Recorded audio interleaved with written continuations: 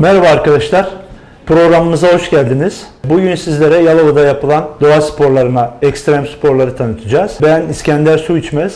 Ben Faruk Kurt. Yalova'da öğretmeniz aslında ikimiz de. Yalova Kaşgarlı Mahmut İletişim Lisesi'nde çalışıyoruz. Aynı zamanda doğa sporlarına aşığız. Cross, motocross, yelken ve yamaç paraşütü yapıyorum ben. Evet. Hocam siz?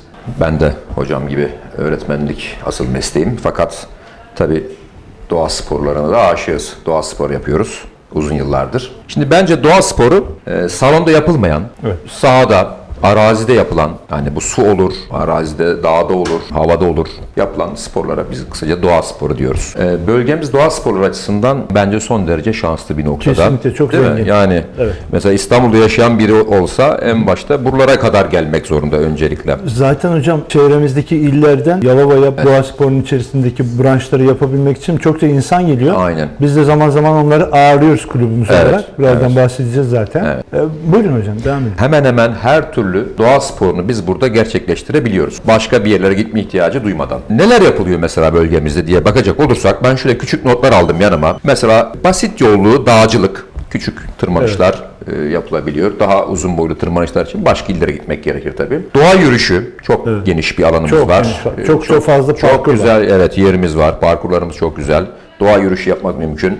Kampçılık, o da güzel bir spor.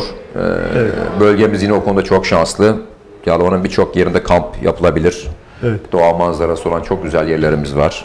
Zaman zaman bizi götürmüşlüğünüz var. Gittiğimiz var. Çok evet. güzel, keyifli zamanlar Güzel geçirdiğimiz oldu. zamanlar var. Birlikte gittiğimiz oldu, ailecek gittiğimiz oldu. Farklı şehirlerden gelen misafirlerimiz de kampçılık yapmak için gerçekten çok keyif aldıklarını ve tekrar gelmek istediklerini zaman zaman söylüyorlar. Gerçekten harika yerler var, yani haklılar.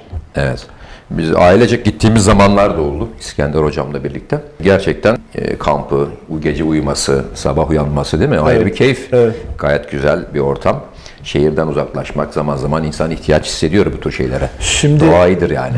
hocam en çok hoşumuza giden şeydi. İki tane ekstremi, iki tane farklı branşı birleştirip Evet. yaptığımız kamplar çok güzel oluyor. Onu konuşacağız Şöyle tabii. ki arkadaşlar, bir gün öncesinden kampa gidiyoruz, kalıyoruz. Gece tabii eğleniyoruz, ateşleri yakıyoruz, muhabbetler ediyoruz, şarkılar, türküler. Sabahleyin de uyanıp yamaç paraşütleriyle aynı tepeden uçup aşağı inip Köftemizi yiyip köftemizi yine bitiriyoruz. Bunu çokça defa yapıyoruz ve doyulmayacak bir tadı var evet, tabii. ya hayat Güzel çok muhabbet. kısa, bence kaçırmamak lazım. Evet, Yani hayat evin dışında bence. Evet. Dışarı çıkmak lazım, araziye çıkmak Evet. lazım boş vakitlerde. Şöyle hocam, şimdi Yalova'da ben motocross da yaptığım için Yalova'da cross enduro motorcuların da çokça keyif aldığı araziler ve parkurlar var. Onların kulüpleri var mı? Hiç Burada da bir grupları var. grupları var. Evet. Çok faal grupları var. Çok sert, çok zor şartlarda Parkurlara giden giren. bir ekip var. Bir de normal işte biraz daha soft, Ilıman, ılıman bir ekip var. senin gibi yani. Ben zaman zaman hard'a, zaman da soft'a katıyorum ama Evet. bundan sonra herhalde soft'a katılacağım. Dikkat Öyle et geliyor. kendine, ayağına dikkat et. Evet, Çok evet. düşen var o şekilde. Trekking var, yürüyüş parkurları, var. günübirlik yürüyen arkadaşlarımız var. Güzel yerlere gidiyorlar. Önceden belirliyorlar gruplarında. Şuradan şuraya yürüyeceğiz. Zorluk derecesi şu, mesafe şu.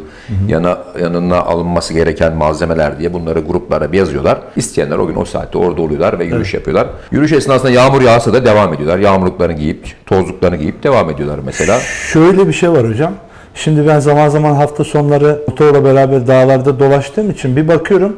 Yürüyüş Şehirdeki grupları kalabalık diyorsun. kadar Dışarıda da var. dağlarda grup görüyorum. Yani. Bir vadide başka bir grup, bir vadide trekkingçiler, bir vadide motorcular, Havada paraşütçüler, paraşütçüler. denizde Evet. kitesurfçüler. Evet, kitesurf Değil mi? yakında başlayacak. Yakında herhalde, da değil başlayacak. mi? Onu da duyurusunu yapacağız birazdan. Kaya tırmanışı. Kaya tırmanışı şeyde var. nerede yapılıyor hocam? Bu Kurtköy'e giderken orada bal kayalar var. Arada bir yerde vadi içinde. Eğitim amaçlı orada bir kaya tırmanışı yapılıyor bölgemizde. Eğitim amaçlı ama. Çok yüksek keyiflidir olmayan. aslında. Çok. Acayip keyiflidir. Tabii onda rota açıyorsun, bir iple Tabii. tırmanış yapıyorsun, bir rota Kaya var. tırmanışı inanılmaz keyiflidir. Ben üniversitedeyken Evet. dağcılık kulübünde faaldim. Kaya tırmanışı yapıyorduk. İnanılmaz keyiflidir. İple inmesi, tırmanması Çıkması. falan.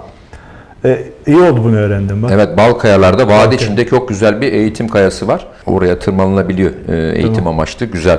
çok orta seviye bir tırmanış kayası var. Başka neler var hocam? Bisiklet var. Bisiklet, evet. Bisiklet güzel bir doğa sporu. Hem kalori yakıyorsun, hem spor yapıyorsun, hem bir yerden bir yere gidebiliyorsun icabında. Yalova'daki en güzel temsilcileri PUBG'lar.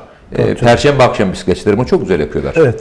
Doğru. Sürekli olarak her perşembe, yağmur da yağsa, soğuk da olsa müsait olanlar Orada çıkıyor. seviyenin de önemi yok. Sanırım her seviyeden Seviyeden insanın çocuk da katılabileceği. olsa, kadın da olsa, genç, yaşlı herkes katılabiliyor. Bu arada Faruk hocam çok iyi bisiklet sürer. Teşekkür Uzun mesafelere kat etmişliği vardır. Evet, teşekkür Bizi ederim. hep geride bırakıyorsun hocam, olmaz. İşte ben seni çağırmıyorum, kendim gideyim diye. Sonra sörf. Sörf Evet. var mı bölgemizde? Sörf yapan var mı? Kitesurf hocam. Kitesurf var. Kitesurf Normal surf var. yok. Kitesurf'un eğitimleri de olacak. Bu arada herkese duyurayım. Evet. Yalova Havacılık Kulübü'nün Yalova'da düzenlemeyi düşündüğü, planladığı bir eğitim var. Kitesurf. Kitesurf nedir? Bilirsiniz belki. Paraşütle, böyle paraşüt gibi bir uçurtma gibi bir şeyle denizdeki sörf tahtasının birleşiminden oluşan bir spor dalı. İzlemesi de çok keyifli. Yapması da herhalde keyiflidir. Ben kursa yazıldım. İnşallah olacak. Yazıldın, bana Evet. söylemedin. Sen bizi çok geçtiğin için Tabii. sonradan şey Tamam. yapıyoruz. Arkadan gelsin hocam. Peki, öyle yapalım bu sefer. En sonunda yamaç paraşütü Yamaç diyoruz. paraşütü. Asıl bugün Evet, programımız o zaten. evet. Asıl- Yamaç paraşütünü tanıtacağız. Asıl uzmanlığımıza geldik biz. Asıl. Zaten dağcılığın da onu söyleyelim. Yalova Dağcılık ve Doğa Sporları Kulübü YADOS var. Etkin, faal bir kulüp bunlar. Dağcılık eğitimi de veriyorlar. Tırmanış eğitimi veriyor mu? Tırmanış eğitimini veriyorlar. Her 2 haftada bir çarşamba günleri toplanma, tanışma ve vesaire gibi etkinlikleri var. 70'in üstünde üyesi var. Oo, çok güzel. Tabii her hafta mesela futbol sahasında koşu yaparlar kondisyon amaçlı. Bayanlı erkekli, özellikle üniversite öğrencileri çok rağbet ediyor. Onların bir kulübü var, güzel bir kulüpler, faal, güzel. Üniversitelerde aslında böyle kulüpler çokça olurdu. Yok mu acaba burada? Yalova'da Yeni kuruluyor. yeni. Üniversite bayağı oldu kurulalı ama bu kulüpler yeni kuruluyor. Mesela Dağcılık Kulübü yeni kuruldu. Havacılık Kulübü yeni kuruldu. Ve biz destek veriyoruz Yalova Havacılık Kulübü olarak, biliyorsun sen Evet, de. onu Orada biliyorum. eğitimlere başlandı. Onu biliyorum. Hevesli gençler çok var ama işte birileri ön ayak olması lazım, biliyorsun. Tabii. Bir de bu işin maddi boyutu var. Üniversitenin buna bir kaynak sağlaması lazım ve gerek yamaç paraşütü olsun, gerek dağcılık sporu, yani bu doğa sporlarının malzemeleri hep ithal ürünlerden oluşuyor ve pahalı ürünler. Yani üniversitenin ciddi bir kaynak ayırması lazım bu tür şeylere ki gelişsinler. Biz bile malzemelerimizi ancak düzebildik, yani yıllar sürdü bitirip tamamlaması. Ama çok ilgi var yani. Özellikle çok yamaç var. paraşütüne. İlgi çok var. Her yerde gördüklerinde çevirip sorular. Nasıl yapabiliriz, ne edebiliriz diye. Şimdi asıl sorumuz o olsun o zaman. Yani Ona gelmeden önce bir şey daha söyleyeceğim. buyurun lütfen. Scuba. Ne diyeceksin? Bölgemizde scuba niye gelişmiyor? Sualtı, dalgıçlık. Scuba Benim ile fikrim ilgili, var. Scuba ile ilgili aslında kurslar var burada. Var ama Etkin kurslar var. Fakat gelişemez hocam çünkü suda görüş mesafesi sıfır. çünkü Marmara bir iç deniz ve görüş mesafemiz çok az. 1 metre. 1 metre. 1 metreyle nereye gideceksin? O yüzden Ama şöyle arkadaşlar var, yani şunu yapan arkadaşlar var. Burada scuba'yı öğrenip farklı denizlerde, daha berrak Bravo. denizlerde Ben bu onu işi diyecektim, tamam. sürdüren, geliştiren, bu işe aşık olan insanlar var. Ben zaman zaman yapıyorum. Kardeşim yapıyor aslında benim scuba'yı. Tüpsüz dalış diyorsun. Tüpsüz dalış yapıyor o. Bana da yaptırdı sağ olsun. İnanılmaz keyifli bir Çok, şey. Yani tamamen farklı bir alem hocam orası. Yani bugüne kadar yaptığın her şeyden değişik. Hiçbir şeyle benzetemezsin Tabii, yani. onda kendine göre bir keyfi var. İnanılmaz bir şey. Biz işte bir arkadaşlarla Armutlu'da bir girelim dedik bir. Girdik. Her yer deniz anası. Orada bir güzel bir anınız vardı. Bir arkadaş herhalde deniz anasında. Evet. Bir şey olmaz dedi. Ben olur dedim. Bir girdik çıktık. Her yeri kıpkırmızı olmuş. Ya. Deniz anası zehirli bir hayvan. Yani Evet. yapıştı mı zehirliyor seni. Evet. Ve bir hafta vücudunda kalıyor.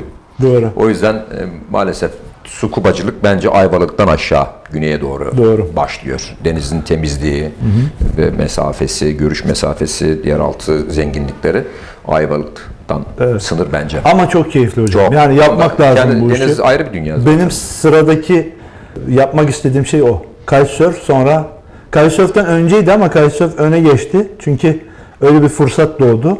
Ama ondan sonra muhakkak kardeşimle birlikte bu işi biraz daha geliştirmeyi düşünüyorum. Yamaç paraşüt yapıyorsun, kite yapacaksın, scuba yapacaksın. Evden nasıl çıkacaksın böyle ya, rahat çıkıyorsun iyi Ya vallahi. işte yani. çocuklar büyüyor. Büyüyünce Bu artık konuda en büyük problemlerden biri bu. Evliyseniz Karınız sizi Evet, arar. böyle bir sıkıntı olabiliyor. Evet. Önce izin kağıdı çıkarma, kart çıkarman Evet, gerekiyor. önce ona dikkat etmek lazım. Şimdi üniversitelerin... Bununla ilgili, affedersin hocam, bununla ilgili Faruk hocamın çok güzel bir böyle muhabbeti vardır. Evet. Yağmur havalarda hiçbir şey yapamayacağımız zamanlarda bonus toplayın arkadaşlar. Evet. Eğer evliyseniz, eşiniz varsa, çocuklarınız varsa her zaman dışarı çıkamazsınız. Evet. O yüzden havanın soğuk olduğu günlerde, Evet. serin olduğu günlerde, havanın müsait olmadığı günlerde diyelim, Evet. evde kalırsınız. Evet. Çocuklarla geçirirsiniz. Bonus toplarsınız. Havanın güzel ve sıcak olduğu günlere Yani bonusu nasıl toplanıyor hocam? Evde Birkaç ipucu verebilir misin? Şimdi evde kalıyorsun, çocuklarla ilgileniyorsun ya da çocuklarla beraber bir yere gidiyorsun. Sinemaya gidiyorsun. Sinema olabilir, Alışveriş merkezi çok olur. bonus toplar. Bunlar Evet, onları mutlu önemlidir. edecek ne varsa onları yapıyorsun. Onlara bırakıyorsun yani. Sen Evet. onlarla beraber gidiyorsun. Evet, sen sadece yardımcısın. Sen abi. orada yanlarında eşyalar taşıyorsun. Evet. Ve onlar ne isterse onu yapıyorsun ve parayı ödüyorsun. Tabii. Evet. Bir de işin bu boyutu var. Evet. Peki arkadaşlar, bugünlük programımızı burada bitiriyoruz. Herkese teşekkür ederiz. Bizi izlediğiniz için teşekkür ederiz. Bir dahaki programımız Yamaç Paraşüt üzerine olacak.